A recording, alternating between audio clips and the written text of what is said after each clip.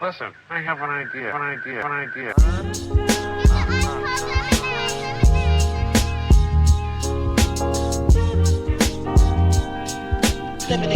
It's how I feel when you make lemonade. Whatever today has given you. 511 headaches, still call it Thanksgiving. True. Welcome to another edition of the Super Duper Podcast. I'm your host, Rob Griggs, and I'm running, well, not solo, Dolo. Got a special guest here today. Ez McMahon couldn't make it. Shout out to my man, Ez. But thank you for checking out the Super Duper Pod. We are internationally known and locally respected. Shout out London. Make sure you follow us on all our socials at Super Duper Pod, SUPA, SUPA, POD. Shout out to Sarah for keeping those popping, and online at hp53productions.com for our merch. So I'm not solo today because I got a very special guest, my wonderful friend, the social media maven, who will not be on camera today, the one and only Denitria Lewis. What's up, D? What's up? How you No, feeling? y'all can't slide me in the camera time today on the late night tippage. That's how people get caught up. Yeah. They didn't want to do that. But you know, your voice is enough. And see, what people don't know, D, you and I, we have a very special relationship because you and I call each other just randomly with bright ideas very often, any time of day. And then we pick up the phone. We have a 10-minute, 15-minute, very powerful conversations. Like, all right, I gotta go. I'm driving this to work. Bye. It's usually how we end it. But thank you for joining me today. As I said, my man Big S can't make it, but shout out to him because he's definitely going to edit this anyway. So, but thank you for making sure I'm not by myself on the pod. So, D, you gonna just ride with me? Gonna do a normal show, give a news rundown, and talk about Women's History Month for sure. So, the first thing, and probably the major thing we're gonna talk about is the Oscars are coming up on Sunday. We talked about it a little bit last week about the Best Picture nomination. Shout out to my producer. He tries to see every picture that is nominated for Best Picture in the category. That's like a personal challenge for him every year. Do you do something like that too? So I used to try to keep up with like nominated things, but I'm not like the best on the film tip. Now, when it comes to the Grammys, because those music awards, when it comes to that, I will go back and listen to albums because I'm more music driven than I am film driven a lot of the time. But the like international films, the documentaries, and I'll say some of the best pictures, I will revisit those, especially if they get like a ton of press or people around me are kind of circling around certain films. I'll definitely make it a point to go back and see it. Yeah, it's like the Grammys and the Oscars are the same for me because I'm like, what is that? And then that's why I watch it. Like, who watching this movie? And I'm like, oh, it actually was a pretty doggone good movie. But I was listening to a podcast today with Bill Simmons, shout out to Bill Simmons and Matt Bellamy. That he's has a podcast called The Town that I actually love. It's about the business of Hollywood, and they were kind of going through the favorites of the Oscars this year. So of course, Oppenheimer. Have you seen it yet? Oppenheimer? No, I saw the Barbie movie. I had to make a choice. Yeah, see, same. I saw it twice. I mean, everybody on the pod knows I fell asleep in the first one. I saw it with my son. I shot to eight, and I remember they were in Barbie Land, and then he said, "Was that a great movie, Dad?" I was like, "Wow, I guess it was." I slept right through that thing, so I had to go back and see it again. I mean, It's Snoozenheimer. no. But Oppenheimer, that's on Peacock, I think. It's on one of the streaming services. But I'm gonna try to see that before Sunday. So because the word on the curb is that they are going to win pretty much everything. Like, I mean, it's like the idea is they're gonna win Best Picture, Best Director, Best Cinematography, like all that fun stuff because of just how like awesome the movie is. And I mean, it's thinking Robert Downey Jr. might win Best Supporting Actor um, of the Oscars, man. But what we talked about this last week, American Fiction, because I saw American Fiction at the movies. Have you seen that? So I went to see it in previews. I Okay. have a Hold on. friend. Wait. Before you answer yourself, so everybody, just so you know, Denitria is gonna flex on us a few times on the pod. You know what I'm saying? Just want to make sure. So when it happens, I'll just go flex, and you know what it is. So continue, D. Go ahead. So I saw the previews. Continue. Say flex one more time because I have like a fringe relationship with the individual who wrote the movie. Flex. Um, Right. We're not bosom buddies or That's anything cool. like that, Yeah, it's all but good. It's all um, good. we were in communication in the Hmm. past. Hmm. So I went to see the film in the previews when it was here in Chicago. And Hmm. the minute that someone asked me to go see it again, I jumped at the chance to go and see it again. I Awesome. love Jeffrey Wright. I always have. I saw him in a play called A Free Man of Color, which is essentially about Toussaint Louverture. I believe I always say his name wrong, but the Haitian rebellious. I saw that play. He was amazing in Shaft, obviously, and he is like a chameleon. So Yeah. love seeing him in work. He also did some work with um, Uncle Nearest, some Hmm. great storytelling work. I'll probably end up talking about Uncle Nearest later. Hmm. And Sterling K. Brown, like everybody's in it that I love. All of my thinkers who are just like really dope people. They seem like dope people when they're not on the screen. Yeah. So yes, I loved American Fiction. I would buy it and watch it over and over again. It was a really good film. It what it's advertised about is like a great story, but going, what they kept relaying in the undercurrent of the film, the things that kept the film moving along, Hmm. uh, that was really good. Like I could have watched a series about the Just the whole, family. yeah, that's real. Yeah, the family Yeah. dynamic. Yep, I'm with you. I'm with you. Yeah. So, obviously him being an author and going through what he was going through in the film as an author and, trying to get the recognition without compromising like his ethics and morals and things of that nature. Like obviously that's a good story. That's something I have related to many, many times just working in marketing and just working in spaces where you have to sometimes place your ethics next to your bank account and decide, okay, I'm gonna have to go with the bank account today. Yeah, yeah. So yeah, it was a really good film on a number of levels. So we'll come back to that. Well, actually, we'll stay on it because I don't want to give too much of it away. I guess they kind of allude to that in the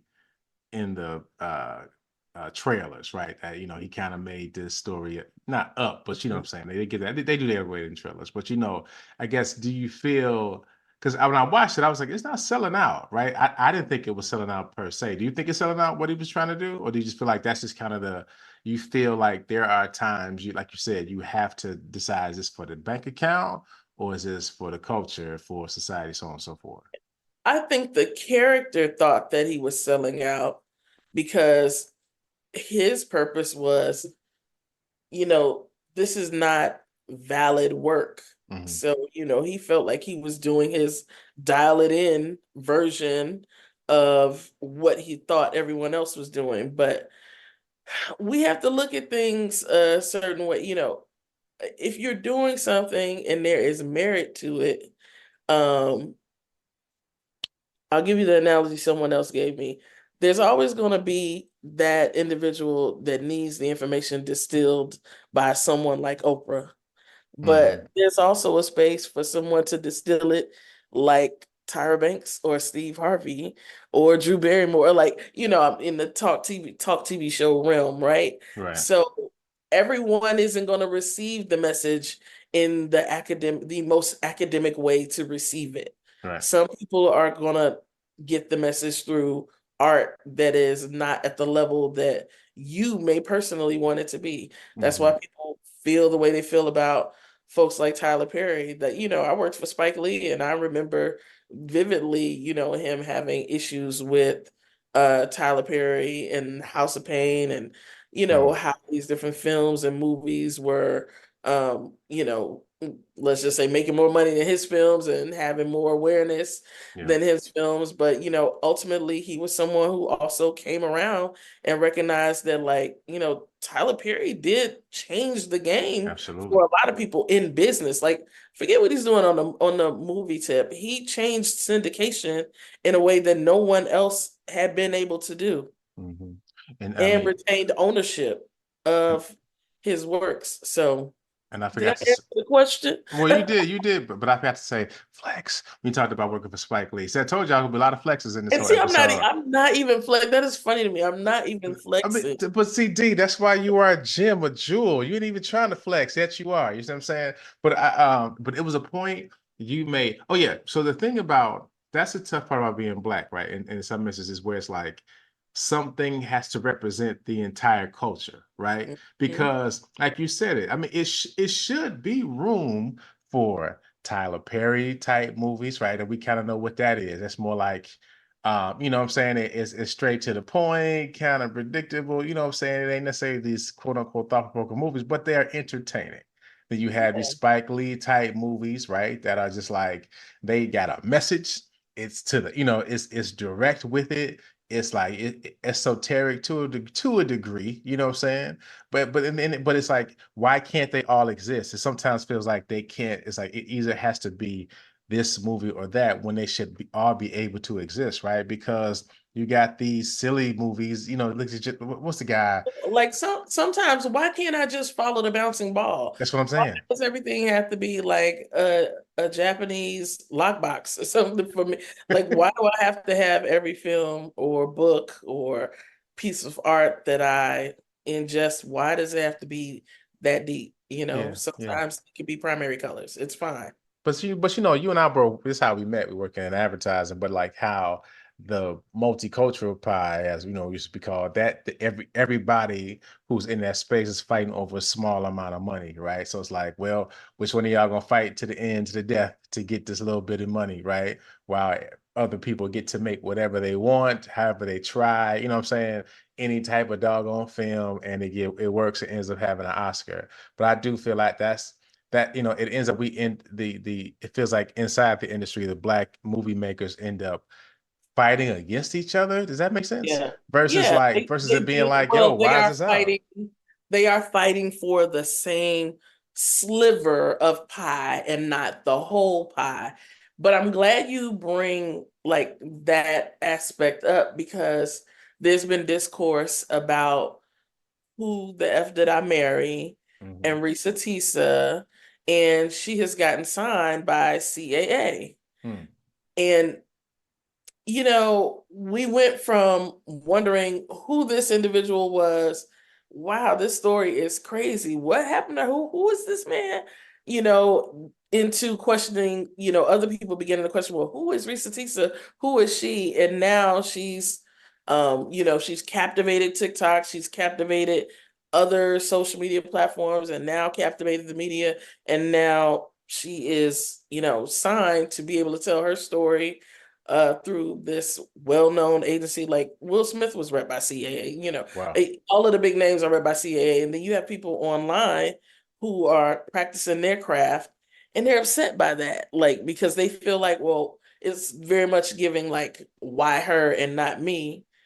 Well, do you understand how the platforms work? Do you understand how we consume media now? Sure, Do you sure. understand how stories get told and get made? Like, what are you doing that is captivating on this level? Examine Mhm. yourself.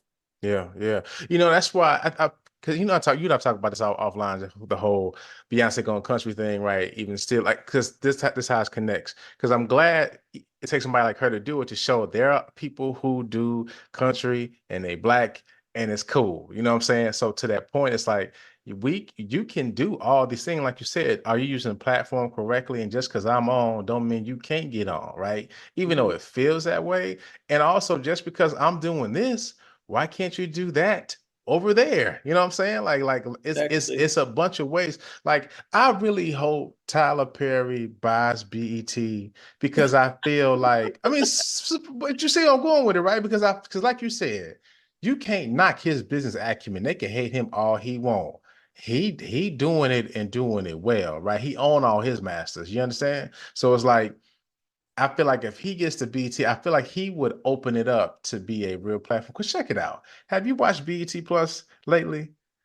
I have not. Isn't it Okay. like it's like Tubi-ish, right? Hey, there's no Tubi disrespect on Don't the front on Tubi. SDP. Sorry, Well, listen. y'all I'm have to against remember, so I am a pop culture person who actually does not watch a ton of TV. I hey, keep the culture through, you know, through the internet and through just kind of like keeping my finger on the pulse, but I actually don't watch a lot of the platforms. So I hear about Tubi mostly in the negative, or like Hey, people just, I'm listen. foolery. I'm gonna get my Tubi nominations before the pod's over. You know what I'm saying? But Look, my folks love Tubi. I, listen. I get a Tubi recommendation at least once a week. Like, no, you need to Listen, listen, listen, watch this. listen. Ayers is listening to this right now. He'll send a text in a minute like this to be bussing. You understand me? It's like listen, because you could just go to Tubi and put on a random, you be like, this movie gonna be stupid. And it's like, yo, I'm enthralled in this. You know what? We're gonna jump right to it. Because I was gonna give we're gonna still talk about the Oscars and go all that kind of stuff. But I was saying I can't wait until they give a Tubi Award show because I will so watch it because I'm gonna give you my 3 recommendations. They call it the Oscars, they probably the Rallos or something if it's a Tubi movie. But okay, you should definitely watch Black Men Don't Cheat. I finished that last night. Wilding. And listen, The fact that Tubi like basically takes popular culture or popular memes and actually makes them into shows, like I think that that's fantastic. listen, I it's haven't seen genius. But any see, of it. now Black Marriage Pass again, killer movie. Freaking awesome. I And think Tubi will probably be like the first, and because Rupert Murdoch is behind it, but yeah, but I see, think Tubi will be the first network where you can go and type in something you're looking for, and you will get like a AI generated movie right off. ah, Like that's crazy. whoever does that, They be they're gonna be gonna be the up. ones winning. But see, but I think you make the larger point, right? It's like these Tubi movies. I look at it like this. I think Tubi is great for folks who like, okay, everybody not gonna be able to get to pair. I mean, you know how hard it is to make a movie, like to get to the movie theater. You know what I'm saying? Like I mean, obviously you know Yeah. this because Mhm. you're close to the industry. Like it's a miracle that a movie gets to the theater. You know what I'm saying? It's like you Yeah. got to have a studio behind you, the people that produce obviously all the money behind it. You gotta get an A-list actor. Oh, that's the thing. That's why Tyler I Perry's have success. worked. Go ahead. I've worked marketing on films, like films that had a decent budget, like the film was done, Mhm. and the marketing budget was, kind of slim. And even those films were like difficult to like get the screens, we call it screens based on like the number of screens. Yeah. It was difficult to get certain films the screens just so they could get enough visibility that they could like hit the box office list. Yeah. And let's keep it real. Like, and this is no shade to Barbie, but that's some of Barbie's, that's what is a lot owed to Barbie's success.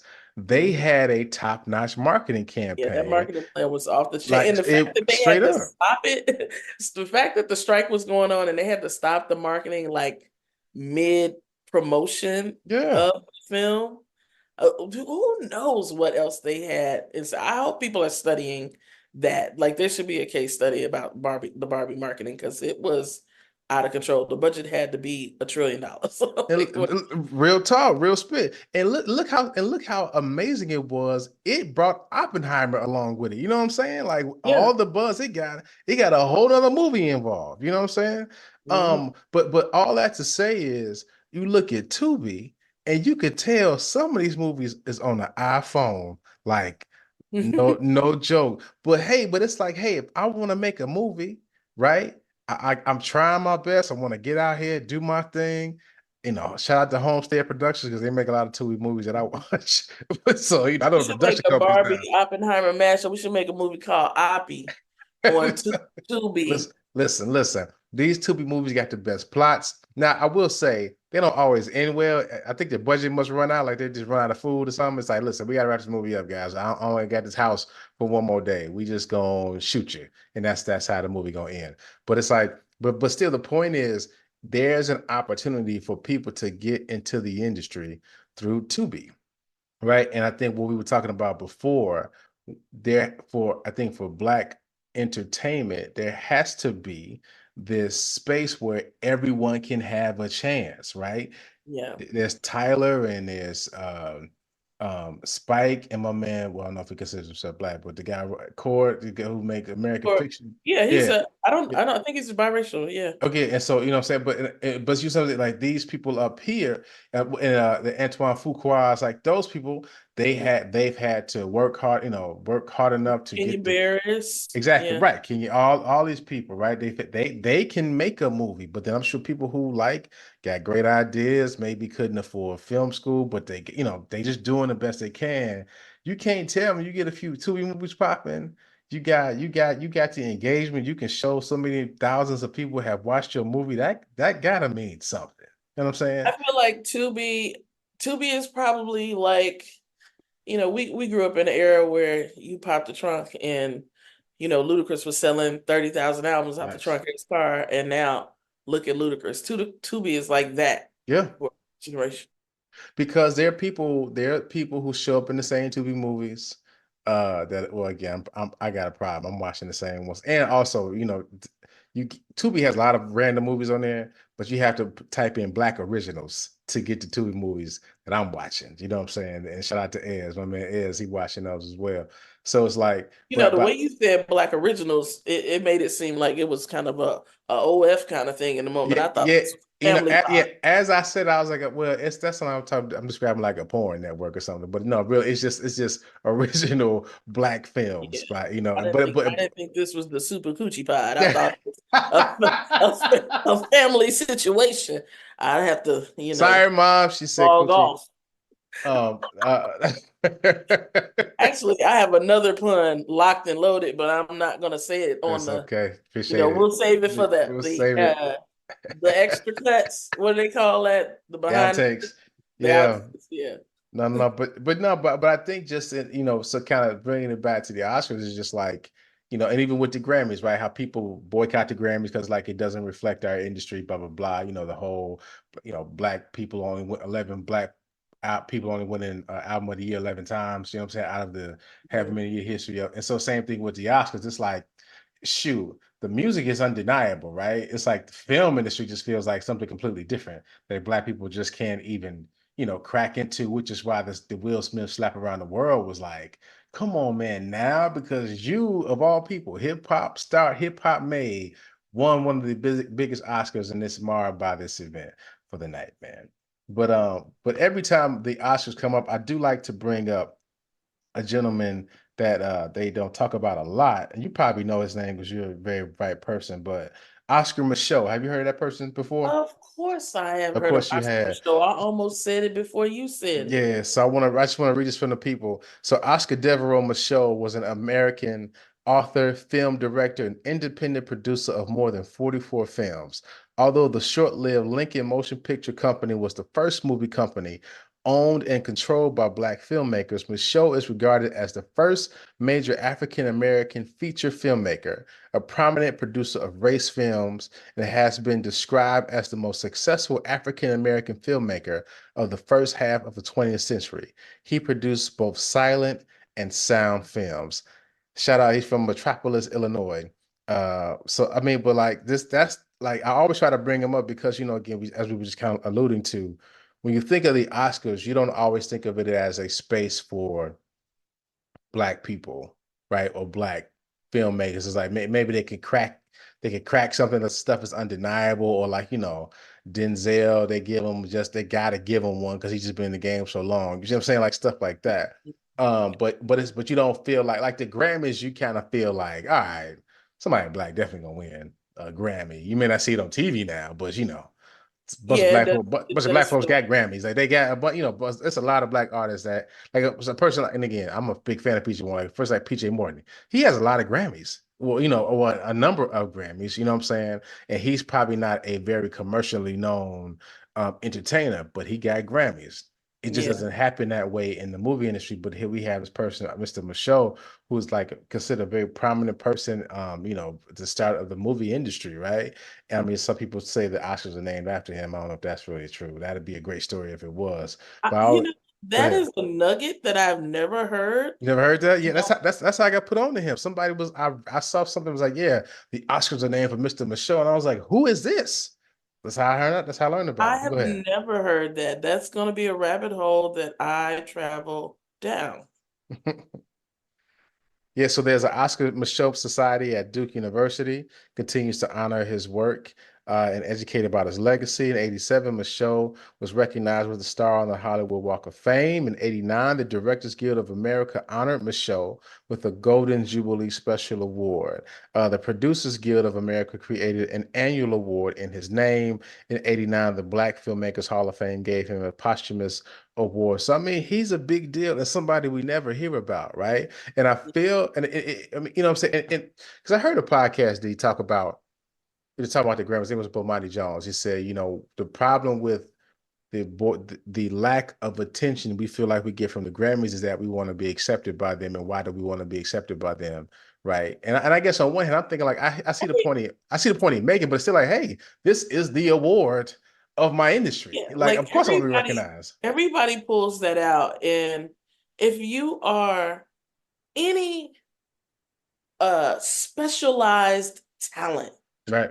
film, music, sports, if you are elite in your field, and part of being elite in your field is being awarded and rewarded in these spaces that have been created, whether they are, built on whiteness or not, there is a cachet to that. Yeah. I now get to go by Oscar award winning Or Grammy Denitria Award winning. Lewis, Yeah. Yeah. Oscar award nominee Denitria Lewis.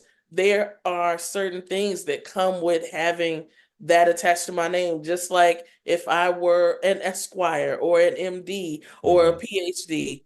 We all know that there's something that comes with that.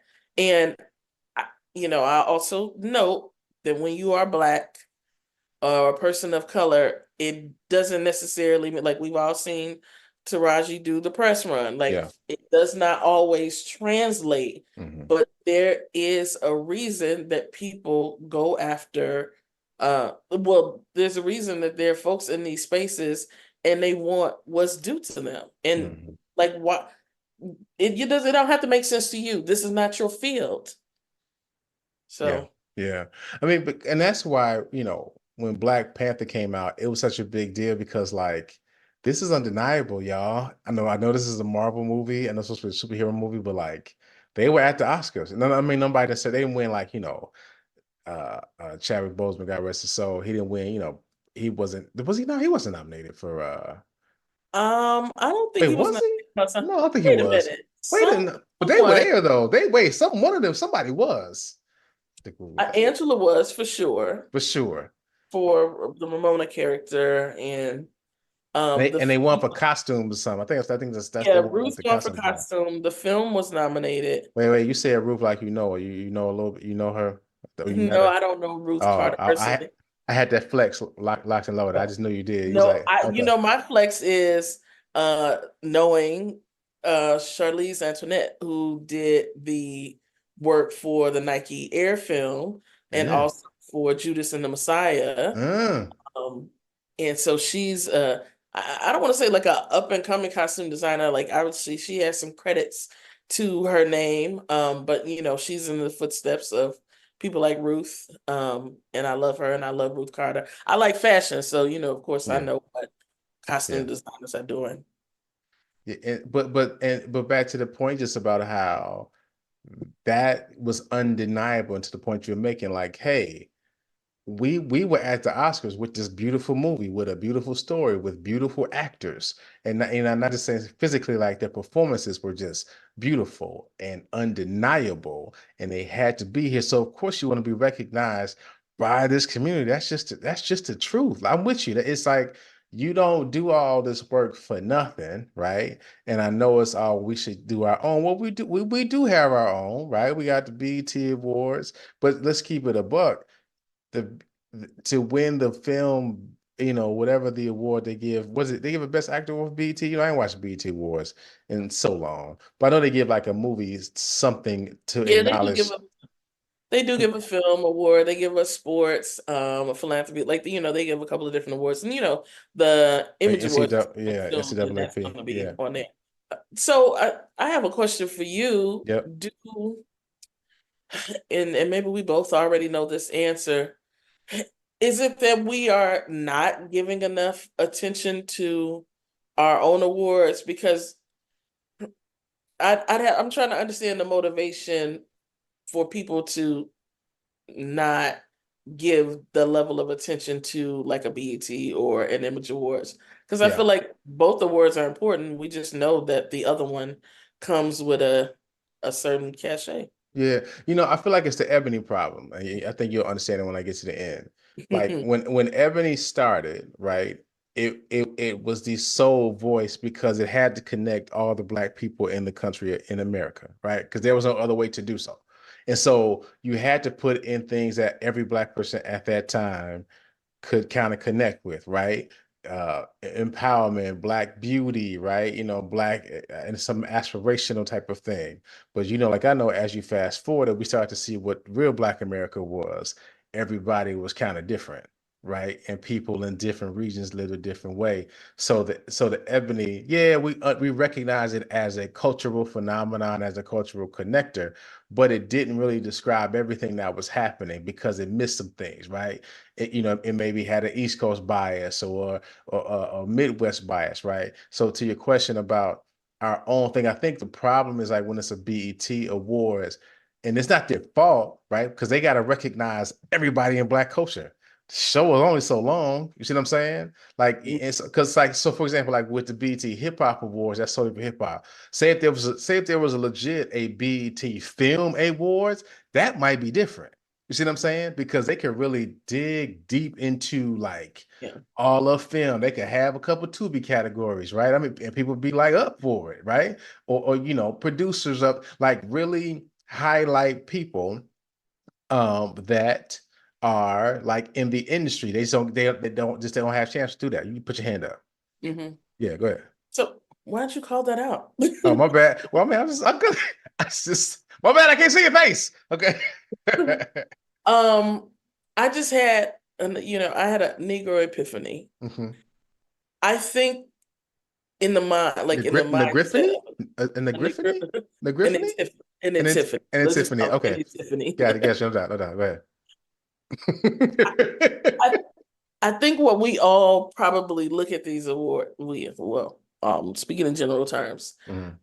the Black awards to Black talent and maybe even the culture is seen as we are getting our flowers from our community. Mhm. I Which I think agree. that was perceived in the broader landscape. Okay. But the Oscars, the Globes, SAG, EGOT, Emmys, yeah. that's a performance review. Yeah. And performance reviews come with merit increases Hmm. and promotions Hmm. and all of these other things. And getting our flowers from the culture, that does go like that stacks the resume, right? Hmm. But we know at the end of the day, we live in a society that operates under certain constructs, and we need that performance review if we're trying to get to another level. Hmm. But that's actually a good point but also that's why I also think, but the point I was making too is the NAACP. They got to honor everybody, right? And it's like I feel like the Soul Train Awards is a music award, right? That's like Yeah. that's a music award. That's what even now it's getting back its relevance. But before it had that hiatus, it was like a big deal to get a Soul Train Award, like because it was like, hey, this is a Yeah, real. I remember You know what I'm that. saying? It was a real music award. Like that really meant something from a music standpoint because that's what it was about. And even when the BET Awards first started, it was a big deal because it was like, at that time, people still weren't being honored at the Oscars and weren't being honored at the interview. Everybody's getting looked over. So, hey, the people that you love, the people that you enjoy, they're going to be honored here, right? You'll see Omarion here. You might not see Omarion at the Grammys. Actually, you won't see Omarion at the Grammys, but you go see him at the BET Awards, and because you got to join in the car. But I feel like what happened is also Black culture started to become the popular culture. And so Mhm. then people remember Beyonce and Jay wasn't even showing up to the BET Awards. And they was just putting them on the nomination just to hope they would come. And they weren't coming at all. Like no shot, no chance. They not even going to the Grammys now. Right? No, they were at the Grammys, No, obviously they this year. they They still go, go to they the Grammys. show up. But, Yeah. but here's the thing. They're giving the Grammys power as well. I feel like if they showed up, because remember when Will and Well, I Jada mean, hosted the Jay, BET Awards? even though Jay was drunk, he did say it wasn't a good boycott. Yeah. He included himself in that. But I thought it was fascinating that Usher has won 8 awards, and he says not a single one of the awards he's won has been televised. That's wild. That's wild. And that's the thing. It's like every time I watch the Grammys, I feel like I've always saw some country artists I never knew. You see what I'm saying? It wasn't like I saw like the music I heard that I really love. Like, for example, But now we know who Mumford and Sons is. but right. So that's the point I'm making. It's like it cuts kind of both ways because we're saying we want people to hear us, but shoot, we learned this stuff we ain't never heard out here that you seen at the Grammys.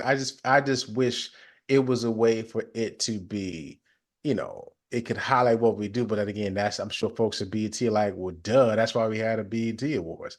That's that because they won't do it. You know what I'm saying? And if they do it, it's like 50th year anniversary of hip hop. They kind of got to do something, right? And even people were like, I think KRS-One was like, that was trash. They have ignored us for so many years, 50 years. Now y'all want to come and run up on us? And, I can see his point. But again, do you not use the platform? You see what I'm saying? Do you not? What if you Kool Moe Dee? You ain't been on nobody's stage for a long time. Is he dead? Is Kool Moe Dee alive?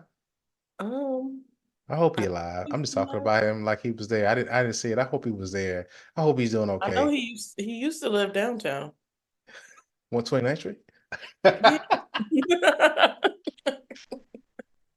Ah, D.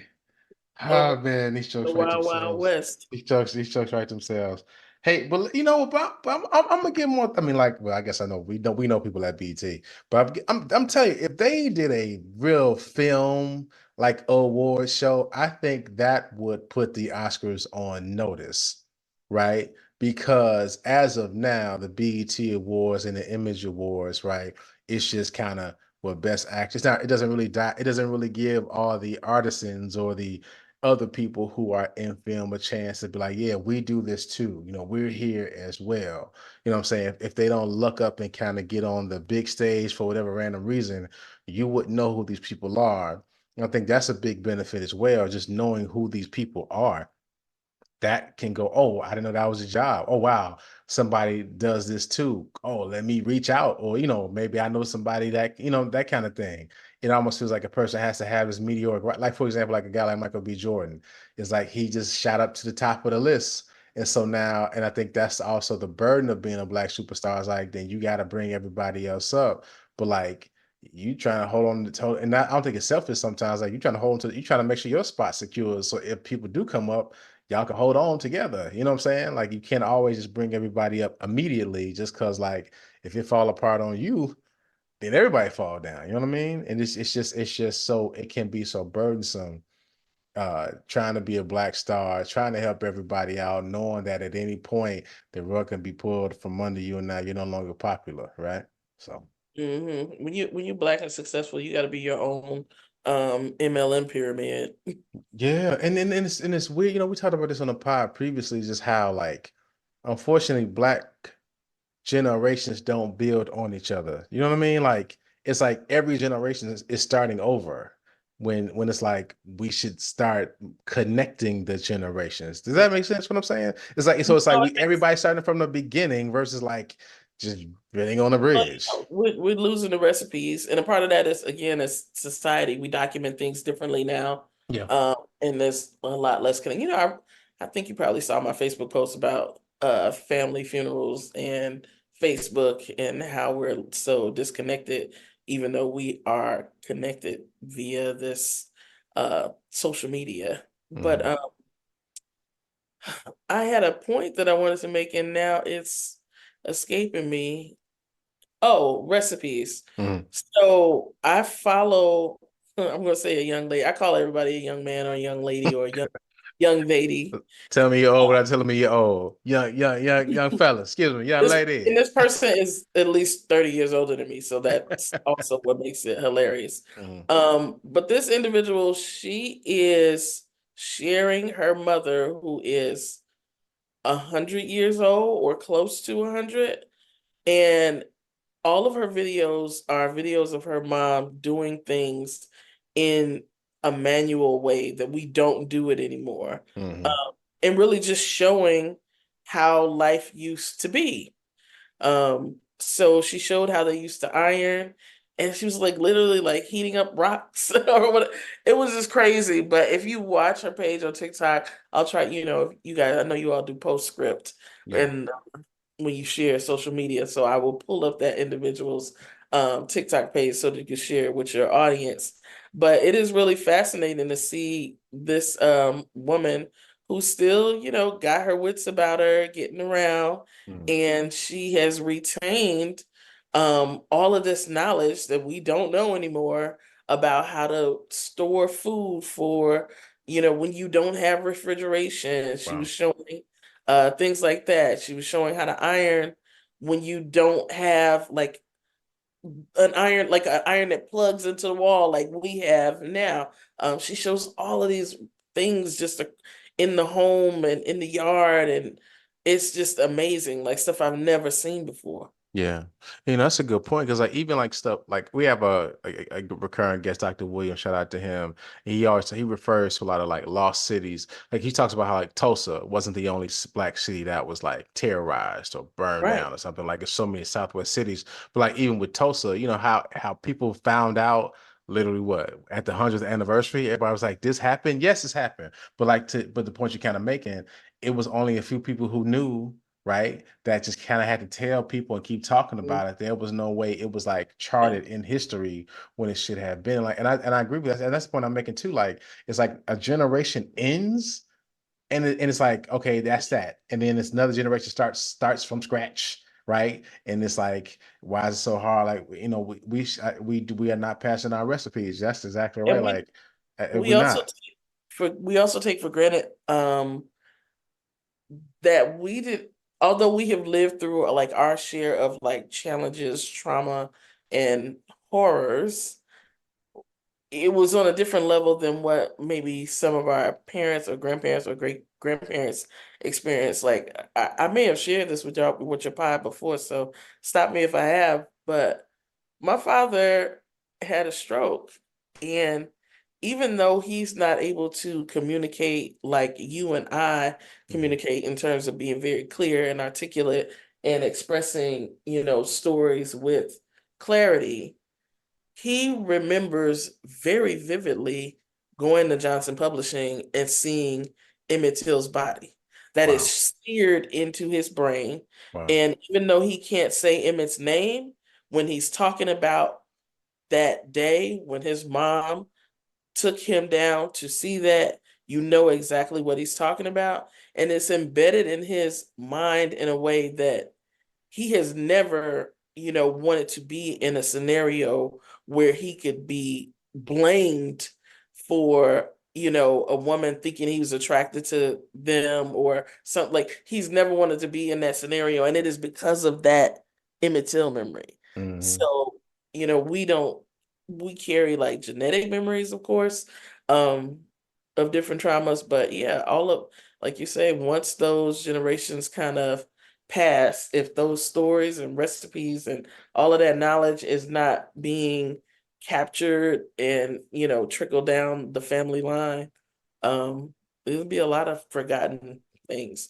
I mean, we're looking at an entire community be forgotten, and I don't want to get Yeah. like political, but that's also happening, and I'll just leave that at that. But I know you and I talk very openly all the time. You probably correct me if you think I'm off base. But like I always think about this whole like as black people, we are black people with no country, no home, right? Mhm. And it's always room to say, oh, that's not black or that's not that. So then some people can just start their own sect and group and start something else and that generate. Because if I feel like if you know like your you are from China, right? Your people are Chinese, you're from China. You can always trace it back. There's no denying this is where we from. These are the cultures, and we build on top of what's there. I feel like with Black people, it's like we are just kind of grasping around us, right? And it kind of changed the foundation that we're building on is the slavery. We all hail from different directions. Like I was on a call at work today talking about the Afro Latino culture, right? And just like how that's a whole nother lane of just like, who are we, who likes me, who don't, what I am. And I feel like there's always, unfortunately, there's always room to say, oh, that I don't want to do that anymore. We ain't really got no base. I'll start my own group.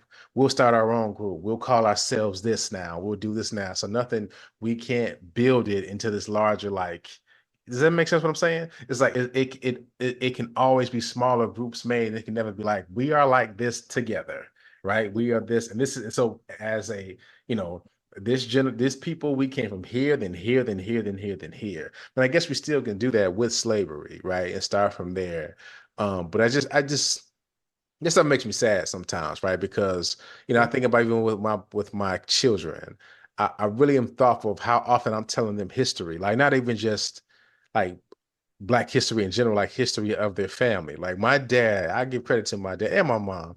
They would always kind of tell me stories about how they grew up, what they were doing. You know what I'm saying? And like my father, he's like his Black history moment was he got a job at a trucking company. He was the first Black person hired because when Dr. King got shot, they didn't want to send a driver to the Black neighborhoods, so they hired Wow. him. Was And he was the first person. I think it was J.F. Martin was named trucking company. And like when he told me, I was like, you like Black history? Like we joked about. I was like, so like you should be on a poster for Black history or something. Saying like yeah, isn't it Robert amazing? Griggs, first truck driver, J.F. Martin. You know what I'm saying? Right. Because of the riots. Yeah, That's crazy. yeah. I didn't know your dad was a historical figure. Hey, I didn't either, He's man. a But hidden figure. but no, but even like how he grew up and just like the racism that he dealt with and being like, I'm literally a generation away from a sharecropper. He and my mom were sharecroppers in two different states. So Yeah, but but do my kids know that? Now that's on me, right? I'm like, do my kids, and obviously they're 12, so maybe they will understand, but maybe I'm selling my shorties short because it's like, hey, your grandma and papa, this is how they grew up. What you see on TV, this is what they, because I know when George Floyd was murdered and they were out of school, and it was just kind of like, I was Professor Daddy. I made a point to do Black history, like a Black history lesson every day. Like this is a person, Black history you should know, right? You should know about, at least know the name or something. You know what I mean? Because that tell them who stuff. made the stoplight. Right. Yeah, they know that. You know what I'm saying? We talked about the police. And even to my shout out to Progressive and Pastor Charlie like that. It was a big push about Black History Act. It's not just this kind of you look past it and it didn't happen, yada yada yada. It's like they sing the Black National Anthem. We sing it every Sunday. And it's like y'all should know the words, like every verse. And that's like true. Because I was thinking, what about when that becomes obsolete? Because that can happen, D. You know what I'm saying? It could be like, we don't sing this no more. You don't sing it no more. Yeah, So, well, you got to take him to push. right. But I mean, well, again, I know my parents used to watch Push. I haven't seen a Push rally in a while. And I haven't even been. Have you been? When the last time you been to the Push, to Rainbow Push? I haven't been. I haven't seen it in forever. I went to push when I was in grade school because I Mhm. had first of all, I went to Beasley, Okay. and Beasley is low key actually very pro-Black. Mhm. And I had a teacher. Ugh, and I can't think of her name right now. I really wish I could, because thinking back, she was so fancy and fly. She was always kind of in all black and her shades and whatnot, but she was just put together. But she had a relationship with Jesse Jackson, like in the not a relationship, but you know what I mean. He used to take us to push for, just to learn about history. Like that was a part of learning history for her in our class. So I feel like one of the last times I went there was when I was a child, and I probably have not been to the facility since then. But I mean, you know, obviously I've been around Jesse Jackson and like been in spaces where he spoke or he's come to like the church I grew up in. Mm-hmm. It just, but yeah, even as we're talking about it, it just doesn't feel like that's what we do now. Just, you know, it felt like, I don't know about you, like it just felt like the people that were older than you, it was their job to tell you about Mhm. stuff. And I feel like now, and I'm just thinking about myself, right? Just like how much am I telling my kids about their family and their history and how it applies to all, you know, when we, because then again, shout out to their school. I will give it to the school. They do a lot of, like when it's Black History Month, and again, a lot of administrators are white there, but it's a real big push. They come home learning about things. Like Chase did this whole thing with the Harlem Renaissance. He was listening to Lena Horne. You know, it was dope. He just was like hitting Alexa with all kind of just requests that I was like, how'd you hear about this? You know what I'm saying? And so, that was that was cool. And it just got me thinking like that's more of what we have to do. Because it's not exclusionary. Like, you know, black love, black power is not it's not a exclusive thing, right? It's not. It's more of a recognition of the power that the culture has, right? And what it can be. And I feel like, you know, you can say it and learn more about it. And it's really just a part of history, which ties into how they're trying to get rid of Black history in places like Florida and all other weird states where it's like, yeah, don't talk about that. That didn't even happen. This is what's really going on. So the Oscars, yeah, watch it on March 10th, guys. If you say the Oscars one more time, Hey, but I also got you on here, is D. this a sponsored pod? No, this sponsored by Tubi. Sponsored by Tubi. Shout out to Tubi. But no, but D also got you on here because it is Women's History Month. We try to recognize every month as it comes. And you know, I really just take it a point, you know, because we do such a big push for Black History Month with the pod, and we want to make sure we're also supporting women out here. Because you know, there are a lot of women that inspire us, and they're not all celebrities. Like, you know, some of them are just women who are waking up every day and trying to make a difference in their world. I would love for you to take a couple of minutes, if you could, share a couple of people that, you know, you find inspiring from a Women's History Month standpoint that maybe are well-known celebrity, but also someone that's not so well-known. I am. So I'm gonna share a couple of women, and I'm gonna start with a preamble before I just get into who they are. So, started working at a new company, and the founder of that company had a very well publicized acquisition from a larger multinational company, and I'll get to who all of that is. Mhm. Please. And as I was thinking about like that individual, that lady's like place in society, um, you know, as a unicorn, I started thinking about a unicorn is basically in the venture capital space, someone who has reached a certain status financially with their company, you know, and how their company is viewed. Mhm. Um, and when you get down to like black unicorns, like people who have reached that billionaire status, it's already very small. It's a very rare group. And then when you get down to those that are like self-made and black and women, like it's pencil thin at this point. So you know when you have encountered one because it's like seeing a unicorn. Mhm. So that said, currently I am inspired by women who are in that unicorn space. Um, Company I'm working with now, Mael Organics, Monique Rodriguez is one, uh, Queen of Hair. And then there's Pat McGrath, who I've always, you know, of course, I'm into fashion, makeup, and things of that nature. Pat McGrath is like the iconic mother of makeup. We call her the grand dame. If you were watching fashion shows in the last month or so, the Maison Margiela show, they Mhm. had people's skin looked like it was like latex. They were like porcelain dolls. It was very shiny. She created that look. But she's done a lot of innovation in the makeup space. The first Black woman billionaire is a woman named Janice Bryant Hoyward. I might be pronouncing her last name wrong. She has an employment agency. She became the first Black millionaire in 2011. Think about that. That was Wow. not that long ago at all. Wait, 2011. you said B or M? You said billionaire? Okay, B's gotcha. are the unicorns, billionaire. Gotcha. And then Fawn Weaver of Uncle Nearest, and she's also starting her own cognac. She'll be the first Black woman to do that. Wait, at $1 billion? She's already at $1 billion too? Can I finish? My bad, sorry. Uncle Nearest has like a 900 million valuation, so she's that 100 million. She'll get that in 5 sips. Oh, Like that's dope. it's That's coming. awesome. Yeah. It's coming very soon. So those are the women that I'm kind of like looking up to and inspired by right now. And I appreciate your list because, again, I think for most of the people that's listening, they may know the names or heard of it or not know it at all, right?